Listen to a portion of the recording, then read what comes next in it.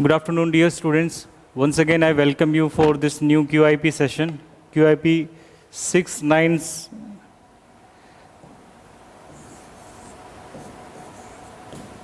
697 को एनालिसिस करेंगे हम, ठीक है। क्वेश्चन नंबर 76 देखिए। Rectify the sentence by the selecting the correct spelling of the underlined word, ठीक है। 4 स्पेलिंग दी गई है इसमें। मैथिकल, मिटिकल लिखा हुआ है, मिथिकल लिखा हुआ और ये मैथिकल लिखा हुआ है। तो मिथ जो होता है ना, myth that mean not real और ट्रू, ठीक है। तो सी हमारी जो स्पेलिंग है MYTHICAL, mythical that mean not real और ट्रू। तो क्वेश्चन नंबर 76 का आंसर क्या हो जाएगा? सी हो जाएगा, ठीक है। नेक्स्ट क्वेश्चन की तरफ चलते हैं। Select the correct active form of the given sentence. Question number 76 में हमें क्या करना है? एक्टिव फॉर्म करना है, यानी पैसिव से एक्टिव में चेंज करना है। लिखा क्या हुआ है? How this problem will be fixed by you. तो इसमें जो स्ट्रक्चर है, वर्ब स्ट्रक्चर क्या है? विल बी फिक्स्ड है। तो विल बी फिक्स्ड का क्या हो जाएगा? विल या शैल के साथ, अगर हम पैसिव से एक्टिव में कन्वर्ट करेंगे, विल या शैल के साथ क्या लिखा जाए? वर्ब की फर्स्ट फॉर्म, ठीक है। ये किस में हो जाएगा? हमारा एक्टिव स्ट्रक्चर जो होगा,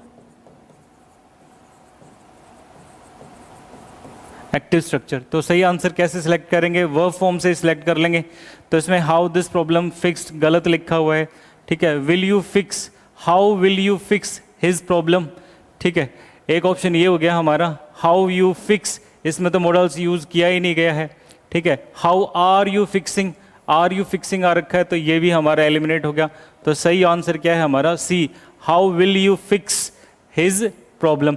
कई बार इस तरह का भी एरर आता है, आप लोगों को ध्यान रखना है। जब भी हम एक्टिव से पैसिव में या पैसिव से एक्टिव में कन्वर्ट करते हैं, अगर WH क्वेश्चन वर्ड हो या हमारा हेल्पिंग वर्ब से स्टार्ट हो रखा हो, तो आपने ध्यान WH क्वेश्चन वर्ड में ध्यान रखना है। WH क्वेश्चन वर्ड के बाद सबसे पहले मोडल्स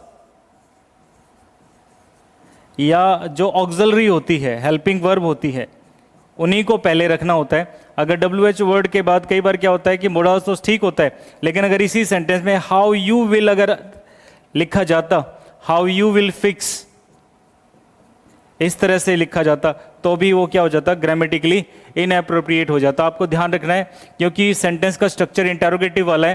तो WH क्वेश्चन वर्ड के बाद हेल्पिंग और वर्ब, या जिसको आप ऑक्सिलरी कहते हो, उसके बाद subject, then verb according to the modals, then जो है उसका ऑब्जेक्ट हो जाएगा। किसका? वर्ब का जो है ऑब्जेक्ट हो जाएगा। तो इन चीज़ों को भी आप लोगों ने ध्यान रखना है, ठीक है। नेक्स्ट क्वेश्चन, चलिए। कंप्लीट द फॉलोइंग कॉलोकेशन देखें। इट इज़ ईजियर टू, ये क्या हो गया? ईजियर हमारा कंपैरेटिव डिग्री हो गया। It is easier to make a promise than to maintain, follow, follow तो नहीं होगा, जस्टिफाई भी नहीं हो सकता, मेंटेन और कीप में, ठीक है। It is easy to make a promise, वादा करना और वादा निभाना। तो वादा निभाना क्या होता है? कीप, कीप योर प्रॉमिस, ठीक है ना। वादा निभाना, तो यहाँ पे क्या आंसर हो जाएगा? कीप। वादा करना हो गया कीप अ प्रॉमिस, और वादे को निभाना, ठीक है। सॉरी, मेक अ प्रॉमिस वादा करना और वादे को निभाना, ठीक है। तो कीप अ प्रॉमिस जो हमारा एक क्या होता है? आइडम भी होता है, ठीक है। Next, parts of the following sentence have been given as options. Select the option that contain a grammatical error. grammatical error देखना है। he was paid passively बोला गया है, बिल्कुल ठीक है। ये यहाँ पे past participle verb है। he was paid handsomely, एक होता है handsome salary,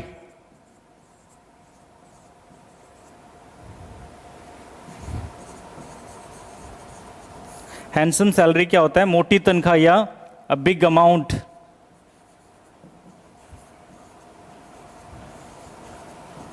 a big amount. एक होता है रैंसम मनी, इसी से मिलता जुलता, रैंसम मनी, रैंसम मनी फिरौती। भाई किसी को किडनैप करने के बाद जो उसके उसके लिए पैसा मांगा जाता है किडनैपर के द्वारा, तो उसको क्या बोलते हैं, रैंसम मनी होता है। एक हैंडसम सैलरी, एक मोटी तनख्वाह या बिग अमाउंट जिसको हम बोल सकते हैं। ठीक है, तो ये मैंने 2 आइटम आप लोगों को बताए साथ ही साथ। तो he was paid handsomely for his ability, उसकी क्षमता के लिए, टू हैंडल, कंट्रोल करना, द क्राउड, स्किलफुल लिखा हुआ है। ठीक है, ही वॉज पेड हैंडसमली, तो ही वॉज पेड उसको दिया जाता है उसकी एबिलिटी को, क्राउड को हैंडल करने की योग्यता। तो वॉज पेड, यहां पे स्किलफुल लिखा हुआ है। स्किलफुल क्या है, स्किल क्या होता है, स्किल, ठीक है, नाउन वर्ड है। इसके साथ हमने फुल लिखा, फुल लिख दिया तो क्या हो गया, स्किलफुल क्या हो गया हमारा, एडजेक्टिव हो गया। लेकिन वर्ब का मॉडिफाई, उसको किसी काम के लिए पैसा दिया जाता है, अच्छा खासा पैसा दिया जाए किसी काम को करने के लिए। तो हैंडल जो है ना, handle, ability to handle, his ability to handle क्या है हमारा, वर्ब हो गया नॉन फाइनाइट में, एबिलिटी टू हैंडल। और वर्ब का मॉडिफाई क्या होना चाहिए, एडवर्ब होना चाहिए। तो यहाँ पे क्या लिखा जाएगा, स्किलफुली होना चाहिए। तो द क्राउड स्किलफुली, यहाँ पे हमारा ग्रामेटिकल एरर छुपा हुआ है, ये हमने इसको ठीक कर दिया। हमेशा वर्ब का मॉडिफायर क्या होता है, एडवर्ब होता है, तो एडवर्ब लिखा गया है यहाँ पे। ठीक है, नेक्स्ट क्वेश्चन की तरफ चलते हैं। Select the correct passive form, passive form देखना है भाई, पैसिव फॉर्म को सिलेक्ट करना है। क्या लिखा हुआ है स्ट्रक्चर, विल प्रेजेंट लिखा हुआ है, सी हमारा जो है सब्जेक्ट हो गया, विल प्रेजेंट जो है वर्ब हो गया, द पेपर, और नेक्स्ट वीक क्या हो गया, टाइम एडवर्ब है, एक टाइम एडवर्ब है। ठीक है, फ्यूचर टाइम को दिखाने के लिए। तो मेनली क्या देखना है कि विल प्रेजेंट है, तो विल पे अभी थोड़ी देर पहले भी हमने किया था, विल प्रेजेंट लिखा हुआ है, ध्यान रखना है आप लोगों को। एक्टिव वॉइस में किसी मॉडल्स के साथ, कोई भी अगर मॉडल्स लिखा हुआ है, ठीक है, किसी भी मॉडल्स के साथ अगर वर्ब की फर्स्ट फॉर्म है तो उसका पैसिव स्ट्रक्चर क्या होगा, यानी पैसिव वॉइस में सेम मॉडल्स का यूज करेंगे, जो भी मॉडल्स दिया गया है सेम मॉडल्स का यूज करेंगे, प्लस बी और प्लस वर्ब की थर्ड फॉर्म। ये वाला पॉइंट आपने ध्यान रखना है। ठीक है, अगर किसी मॉडल्स के साथ हैव दे रखा है, अगर हैव दे रखा है और प्लस वर्ब की थर्ड फॉर्म है, तो पैसिव स्ट्रक्चर में क्या करना है, सेम मॉडल्स का यूज करेंगे, जो दे रखा है वही, उसके बाद हैव, उसके बाद हमें क्या रखना है, बीन, और प्लस पास्ट पार्टिसिपल क्या हो जाएगा, वर्ब की थर्ड फॉर्म हो जाएगा। तो इसमें फर्स्ट वाला जो है ना रूल अप्लाई होगा। तो सेम मॉडल्स का यूज करना है, तो कुड तो नहीं हो सकता, सेम मॉडल्स में वुड भी नहीं हो सकता, और कैन भी नहीं हो सकता। तो एग्जैक्टली जो स्ट्रक्चर क्या है हमारा, विल बी प्रेजेंटेड, क्या लिखा हुआ है, सेम मॉडल्स का यूज करना, उसके बाद बी और उसके बाद वर्ब की थर्ड फॉर्म। तो हमारा बी आंसर हो जाएगा भाई। ठीक है, चलिए नेक्स्ट क्वेश्चन। अब परफेक्शनिस्ट लिखा हुआ है, क्या मीनिंग होता है, शोइंग और giving great attention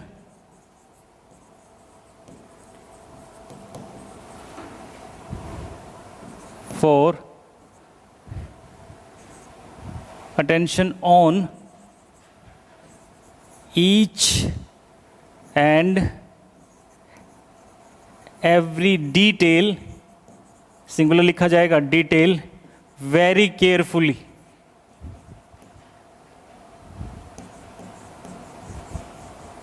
very carefully, ये दिखाना, दर्शाना क्या, great attention on each and every detail.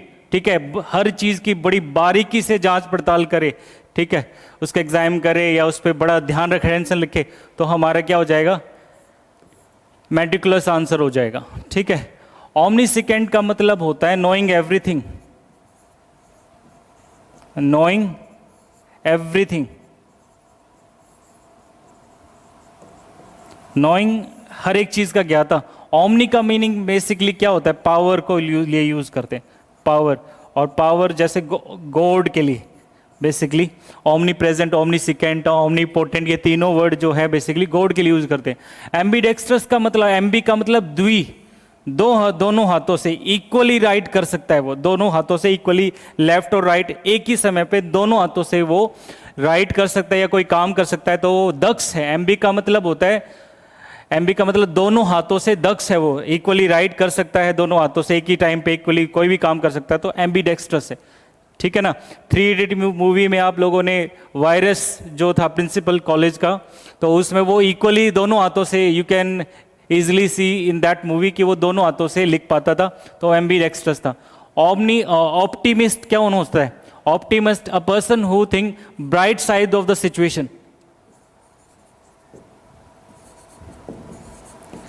किसी भी स्थिति में हमेशा पॉजिटिव पक्ष रखने वाला ना, ऑप्टिमिस्ट हो गया।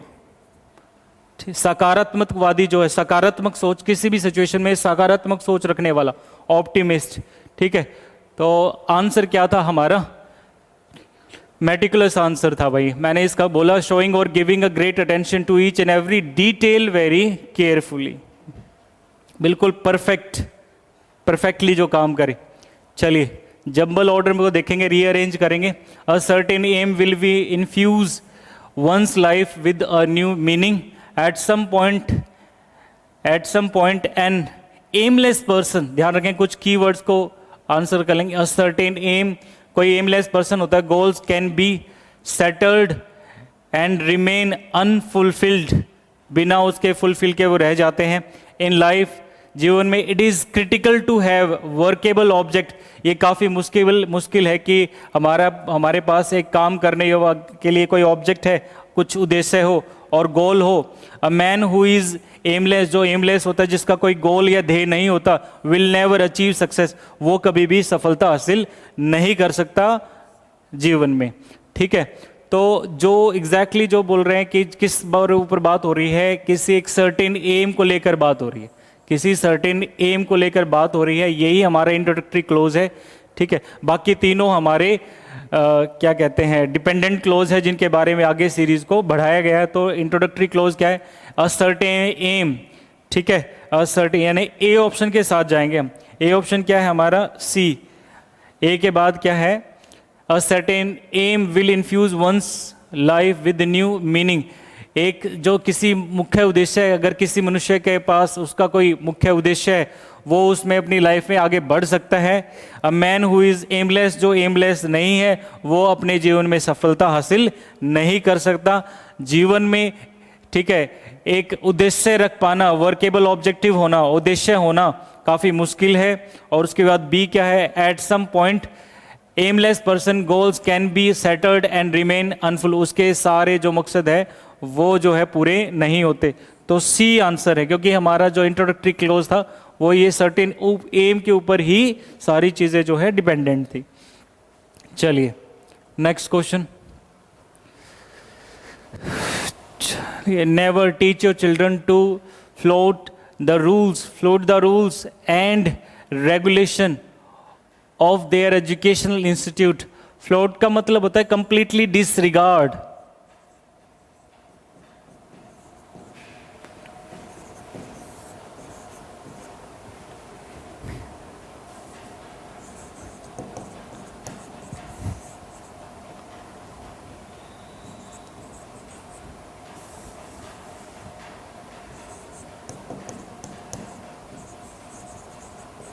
Completely disregard. और किसके लिए डिसरिगार्ड? और रूल और लॉ,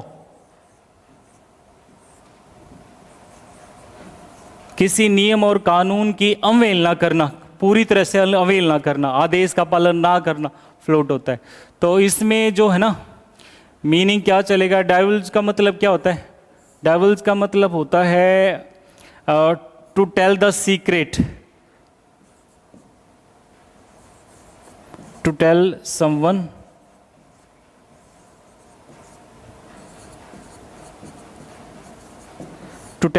secret, जो मॉनिटर तो हो नहीं सकता। तो आंसर क्या रहेगा हमारा? मोक आंसर हो जाएगा, मोक। अब मोक के कई मीनिंग है भाई, मोक वर्ड के कई मीनिंग है, ध्यान रखना है। अगर वर्ब की तरह, अगर मोक वर्ड को verb as a verb use करते हैं तो लाफ एट समवन, किसी पे हंसना, किसी पे हंसना, ठीक है। ओके, अगर मोक वर्ड को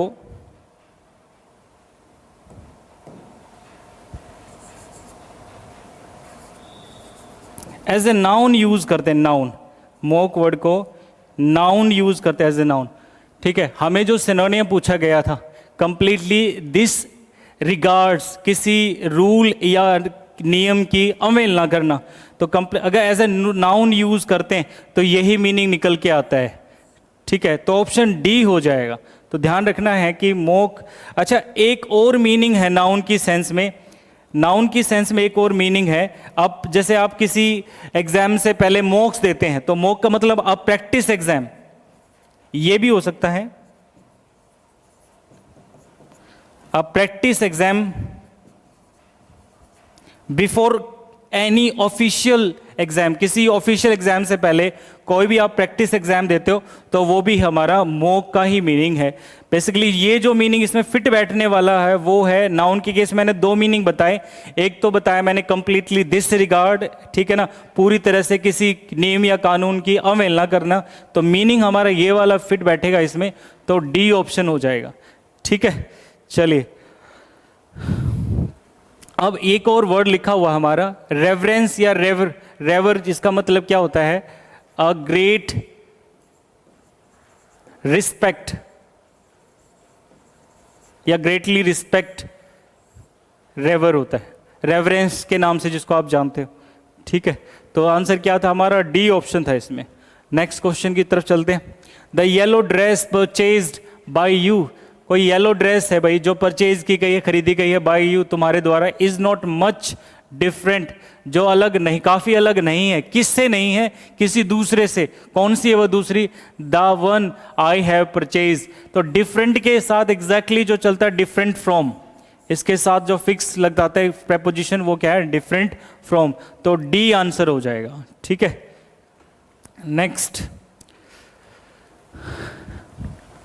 an autoimmune disease, autoimmune disease is a condition in which your immune system mistakenly attacks your body।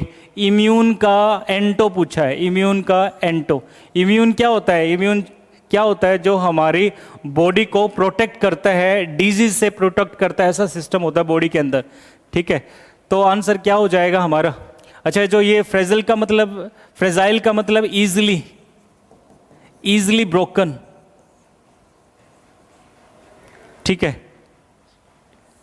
Sedentary का मतलब ऑलवेज सिटिंग डाउन,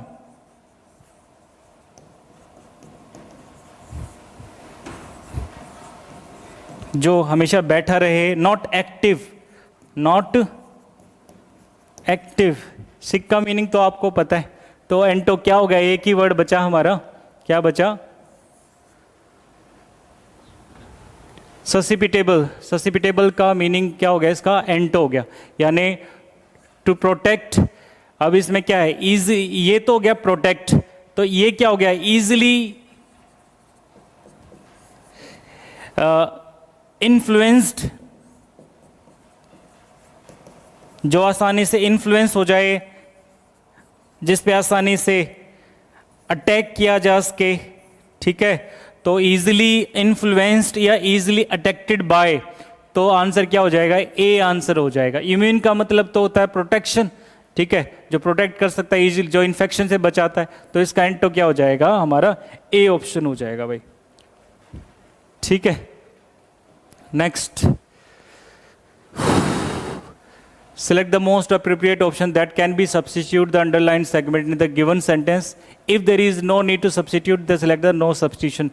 क्या देखना है, there are many people, many के साथ people लिखा हुआ, ठीक है भाई, क्योंकि उधर देयर जो है, देयर के साथ जो हमारे ऑक्सिलरी है आर, वो मैनी पीपल के अकॉर्डिंग। ध्यान रखना है जब भी सेंटेंस देयर से स्टार्ट हो तो देयर कोई सब्जेक्ट नहीं होता है सेंटेंस में, वो तो इंट्रोडक्टरी वर्ड होता है।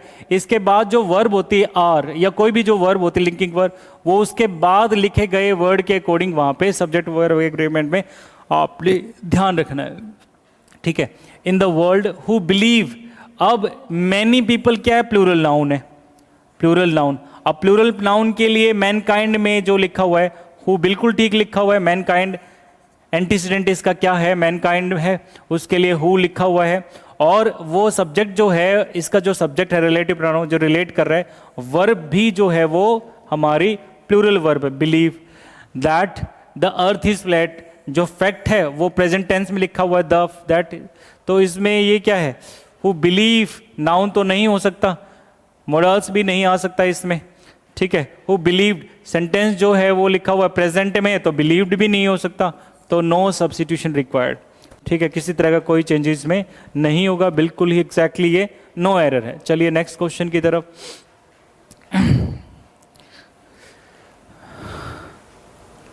Mister Alfred hasn't thought of his friend, उसके बारे में नहीं सोचा, सिंस ही वेंट अब्रोड, कब से नहीं सोचा, जब से वो कहीं दूसरे देश गए, अब्रोड गए। Out of sight out of mind, जिसको देखा नहीं वो दिमाग में नहीं, तो आंसर क्या हो जाएगा, if you don't see someone you forget about them, जिसको तुम काफी दिन हो जाए देखे हुए उसको तुम भूल जाते हो। तो सही आंसर क्या हो जाएगा इस आइटम का, C answer. If you don't see someone you forget about them, अगर काफी दिन हो जाए तुम्हें, जैसे हम इडियोमेटिकली एक और वर्ड बोलते हैं लॉन्ग टाइम नो सी, यानी लॉन्ग टाइम नो सी, एक आइटम हम यूज करते हैं लॉन्ग टाइम नो सी, जिसको जैसे हम हिंदी में मुहावरे में कहते हैं ईद का चांद हो गया भाई, लॉन्ग टाइम नो सी, ईद का चांद, जिसको देखे हुए काफी दिन हो, काफी कई साल गुजर गए हों, तो ना उस सेंस में। तो यहाँ पे आउट ऑफ साइट, साइट का मतलब देखने से रिलेट कर रहा है, आउट ऑफ माइंड मतलब वो माइंड में यानी भूल जाने से रिलेट कर रहा है, यानी दिमाग से बाहर हो गया, तो जिसको नहीं देखा उसको तुम भूल चुके हो, सी आंसर हो जाएगा। नेक्स्ट क्वेश्चन की तरफ चलते हैं। करना क्या है, select the correct direct form, direct speech को देखना है, select the direct form of the given sentence.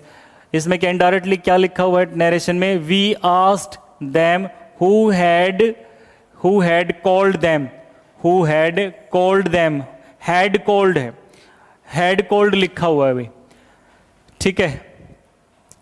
Who had called them, दो पॉइंट को ध्यान रखेंगे हम, एक तो हैड कॉल्ड है, तो इसको जब हम इनडायरेक्ट से डायरेक्ट की तरफ लेके जाएंगे, या तो हैड कॉल्ड सेकंड फॉर्म का, या तो सेकंड फॉर्म का हो सकता है, सेकंड फॉर्म का हो सकता है, या हैज या हैव के साथ प्लस थर्ड फॉर्म, इन दोनों का ही आंसर क्या होता है उसमें इनडायरेक्ट स्पीच में, हैड प्लस वर्ब की थर्ड फॉर्म, दोनों का ही, इसका भी और इसका भी। अब ऑप्शंस देख लेंगे एलिमिनेट करके। हु आर कॉल्ड गलत हो गया, कॉल्ड प्रेजेंट गलत हो गया। अब इसमें हैज कॉल्ड दो दे रखे हैं, यानी दोनों ऑप्शन है, आगे तो दोनों में ही सेम है, सेड टू देम। अब हम देखेंगे कि जो हमारा थर्ड पर्सन है ही, हिज, हिम, उसको तो हम चेंज करने थे, रिमेन अनचेंज होता है, फर्स्ट पर्सन और सेकंड पर्सन को ही चेंज करते हैं, ठीक है। तो सेकंड पर्सन ऑब्जेक्टिव केस में देम में चेंज हो गया, ये चेंज हो गया, तो क्या लिखा गया, दैम लिखा गया। तो आंसर कौन सा ठीक हो जाएगा हमारा, डी आंसर हो जाएगा। अंडरस्टैंड, थर्ड पर्सन को हम चेंज नहीं करते, तो वहां पे ही, शीट, चाहे वो सब्जेक्टिव केस में हो, ऑब्जेक्टिव में हो या पोसेसिव केस में हो, चेंज नहीं होता। फर्स्ट पर्सन और सेकंड पर्सन को ही चेंज करते हैं। अब यहाँ पे ये हु क्या है, ऑब्जेक्ट है, सेकंड पर्सन ऑब्जेक्ट किसमें बदला, दैम में, और दैम का इसने क्या, दैम का दैम रहेगा। तो ऑप्शन क्या हो जाएगा हमारे पास, डी ऑप्शन हो जाएगा। चलिए नेक्स्ट क्वेश्चन की तरफ। विजय वो सस्पेंडेड, इसमें क्या सिनोनियम देखना भाई, ध्यान रहेंगे भाई पढ़ते समय। विजय वो सस्पेंडेड, उसको सस्पेंड कर दिया गया फ्रॉम ड्यूटी, ड्यूटी से, because he has given dirty and prejudicious remark to his female colleague in office, ठीक है, इन हिज ऑफिस। तो इसमें क्या करना, ऑब्सीन, ऑब्सीन का सिनोनियम देखना। तो ऑब्सीन का मतलब होता है, जैसे ऑब्सीन का मतलब अभद्र, ठीक है ना, यानी ऑफेंसिव, ऑफेंसिव, रूड,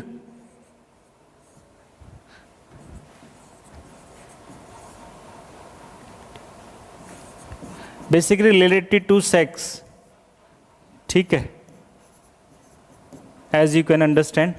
तो ऑफेंसिव या रूड की सेंस में तो आंसर क्या हो जाएगा इसमें, इसका सिनोनिम क्या हो जाएगा, डर्टी हो जाएगा। क्या हो जाएगा हमारा इसका आंसर, क्या हो जाएगा भाई, डर्टी आंसर हो जाएगा। ठीक है, चलिए next, he does not no. Next question, he does not no. अब कई चीज़ों को ध्यान रखना अगर आपने मेंस के लिए ग्रामेटिकल क्वेश्चंस को, एरर को जज करना है। He does not know, know जब वर्ब आए, नो के बाद डायरेक्ट इन्फिनिटिव नहीं लिखना होता, पहले हमें हाउ लिखना होता है, उसके बाद टू प्लस वर्ब की फर्स्ट फॉर्म को लिखना होता है। ये ग्रामेटिकल जो है आपने पॉइंट को ध्यान रखना है। इस तरह के और काफ़ी सारी वर्ब है जिसके बाद फाइनाइट वर्ब के बाद आप पहले हाउ लिखेंगे और उसके बाद जो है इन्फिनिटिव केस लिखेंगे। चलिए पढ़ते हैं। तो नो इधर क्या है, मेन वर्ब होगी, और मेन वर्ब है तो क्या होना चाहिए, how to draw quickly. Quickly क्या है, एडवर्ब है। क्विकली क्या है हमारी, एडवर्ब है। एंड स्ट्रेटली, अब स्ट्रेटली भी क्या है, ये भी एडवर्ब है।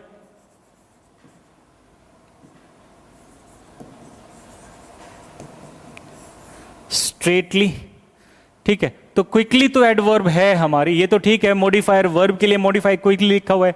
तो इसमें बच्चे गलती क्या करेंगे इसमें, अब स्ट्रेटली भी एडवर्ब ही है, स्ट्रेटली एडवर्ब है, लेकिन किस कॉन्टेक्स्ट में एडवर्ब है। स्ट्रेटली का मतलब डायरेक्ट, डायरेक्ट, क्लियर,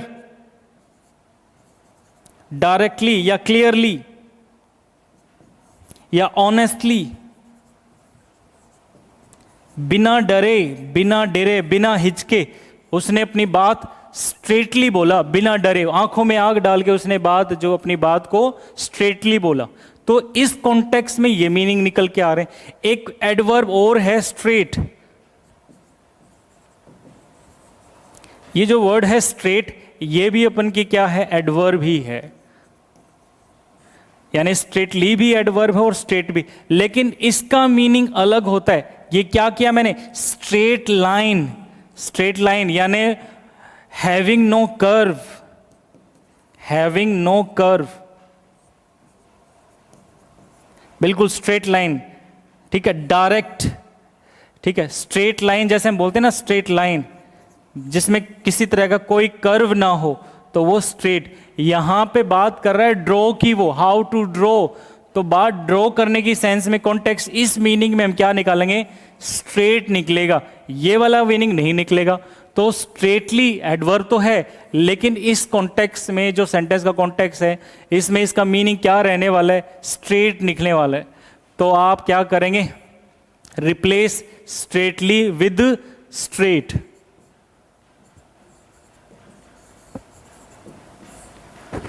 ठीक है, इस स्ट्रेटली को किसके साथ रिप्लेस करेंगे, स्ट्रेट के साथ इसको आप रिप्लेस करेंगे। ध्यान रखना है आप लोगों को कि दो मैंने पॉइंट डिस्कस किए हैं। इधर नो के बाद आपको पहले हाउ लिखना है, उसके बाद नो यहाँ फाइनाइट वर्ब है, उसके बाद हाउ टू ड्रॉ यानी हाउ टू प्लस इन्फिनेटिव लिखना। अब नो जो है मेन वर्ब है, इसके लिए क्या है, क्या लिखना था, एडवर्ब आनी है, एडवर्ब क्विकली एडवर्ब है, इसमें कोई दिक्कत है नहीं। स्ट्रेटली का मैंने बताया, स्ट्रेटली और स्ट्रेट दोनों ही एडवर्ब है with having different context, we need to use straight instead of straightly. चलिए next question, select the sentences that contains no spelling error. No spelling error, जो स्पेलिंग एरर है वो इसमें ये वर्ड, इसको बार बार रिपीट जो हो रहा है, यही वर्ड है जो रिपीट हो रहा है इसमें अलग अलग स्पेलिंग में।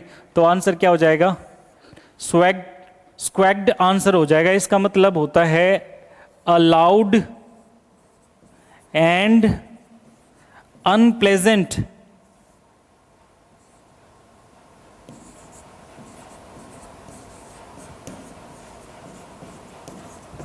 Noise, allowed and unpleasant noise. तो ये स्पेलिंग बिल्कुल इसकी ठीक है, तो यहाँ पे जो है सी आंसर हो जाएगा। चलिए नेक्स्ट क्वेश्चन,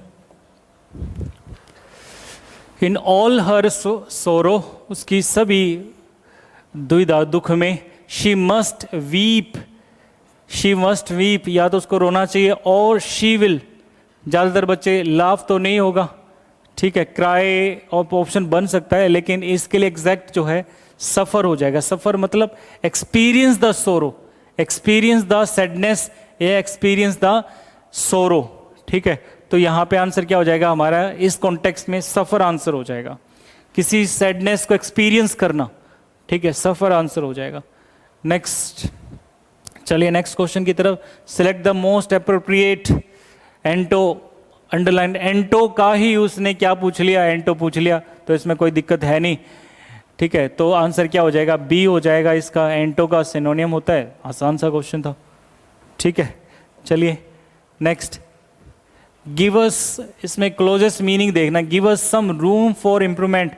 इम्प्रूवमेंट के लिए रूम तो नहीं हो सकता, ठीक है, हाउस भी नहीं हो सकता, वार्निंग भी नहीं हो सकती, या तो एडवाइस होगा या अपॉर्चुनिटी, सुधरने का मौका, यानी इम्प्रूवमेंट के लिए तो अपॉर्चुनिटी बना हुआ है, तो ए आंसर हो जाएगा। गिव अस एन अपॉर्चुनिटी, एक मौका दें किसके लिए, सुधार के लिए, ठीक है। तो इस कॉन्टेक्स्ट में हमारा ए ऑप्शन हो जाएगा। नेक्स्ट,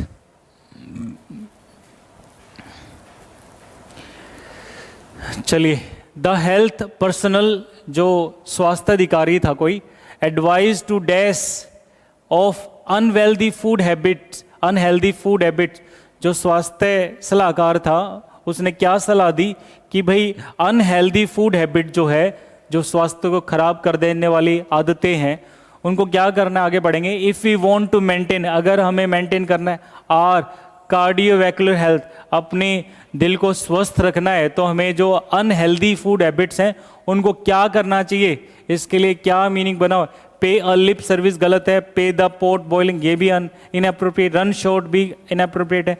स्टीर क्लियर का मतलब होता है कीप अवे फ्रॉम, दूर रहना, कीप अवे फ्रॉम, ठीक है, यानी अवॉइड, अवॉइड। तो आंसर क्या हो जाएगा हमारा, डी आंसर हो जाएगा, ठीक है, डी आंसर। चलिए क्लोज टेस्ट को सॉल्व करते हैं। किस तरह का कॉन्टेक्स्ट में सारी बातें लिखी गई है, ध्यान से देखेंगे। Our beautiful ecosystem is being systematically, ठीक है, जो हमारा इकोसिस्टम है प्लेनेट पे, जो हमारा इकोसिस्टम है, इज बीइंग सिस्टमेटिकली, योजनाबद्ध तरीके से क्या किया जा रहा है उसको, ठीक है। अब यहां तक तो समझ में आएगा नहीं, थोड़ा आगे पढ़ लेते हैं। बाय इंडस्ट्रियल पोल्यूशन, ठीक है ना, चैनल्ड इनटू द रिवर, जो उसका पानी है वो जो उद्योग जितने भी उद्योग है वहाँ से जो केमिकल या फर्टिलाइजर जो पानी है वो रिवर्स में जो है गंगा और यमुना में उसमें गिराया जा रहा है। तो वो क्या कर रहा है उसको, तो वहाँ पे इकोसिस्टम को सिस्टमेटिकली क्या कर रहा है, ओरिएंटेड, डिजाइंड और ग्लोरीफाइड तो नहीं कर रहा, चमका तो नहीं कर रहा, वो क्या कर रहा है, डैमेज कर रहा है, उसको खराब कर रहा है, ठीक है। न्यूक्लियर वेस्ट, आगे पढ़ेंगे। बाय इंडस्ट्रियल, डैमेज्ड बाय, यहाँ से पढ़ना स्टार्ट करेंगे, डैमेज्ड बाय इंडस्ट्रियल पॉल्यूशन, ठीक है ना, into rivers like Ganga and the Yamuna, nuclear wastage from wastes from atomic plants muted into, जिसको गिराया जाता है, muted into the world's ocean, जिसको गिराया जा रहा है, जो जा रहा है म्यूट कर रहा है, वहाँ से पलाए जा रहा है, नदियों से किस में जा रहा है, ओशन में जा रहा है। And dash gases such as carbon dioxide mix with ozonosphere, अब यहाँ पे गैसें यूजफुल, हाइजीनिक, न्यूक्लियर या पॉइजनस गैसें, जहरीली गैसें जो हैं वो ओरिजिन हो रही है। गैसें, poisonous gases such as carbon dioxide dash dash mixed with the ozonosphere beside tropical rain forest and green pastures are disappearing, कहाँ से, dash the pressure of proliferating pollution, तो इसमें क्या आएगा, डिसअपियरिंग, द प्रेशर लिखा हुआ है भाई, तो द प्रेशर तो under the pressure, under the pressure आ जाएगा। आगे बढ़ेंगे। Dams are being over the rivers, dams को क्या किया जा रहा है, बिल्ड किया जा रहा है, वैलिडेटेड नहीं होगा, एसोसिएटेड और डिडक्टेड नहीं होगा, तो बिल्ट हो जाएगा। Dams are being built over the rivers like the Narmada to change the nature's well-balanced surface equations between the flora and fauna, and the sloping mountains terrain in the being converted into the mini oceans to supply electricity to the ever-stirring industrial stomach of the age elephant, tiger, and the wild rhinoceros of South Africa and many other forest creatures have become, ठीक है ना, उनमें जो forest है उनमें क्या बना है, डैम्स वगैरह बनाया जा सके ताकि जो ये एनिमल्स हैं इनको लुप्त होने से बचाया जा सके, लुप्त होने से बचाया जा सके। गारंटीड और स्पेसिफाइड तो नहीं होगा, एक्यूमुलेटेड का मतलब टुगेदर, टुगेदर इकट्ठे होना, किसी संख्या के रूप में इकट्ठा होना, तो हमारा हाँ यही रहेगा हमारा। एंडेरेंस्ड जो हो जाएगा इसका मीनिंग क्या होता है, विलुप्त होने से बचाना, ठीक है ना। In danger in disappearing, in danger of disappearing, विलुप्त होने से बचाने के लिए। तो आंसर क्या हो जाएगा हमारा, सी आंसर हो जाएगा। चलिए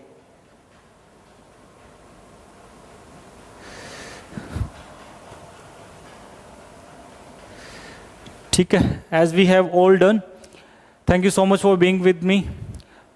with new QIP we will meet tomorrow. Have a nice day. Thank you so much.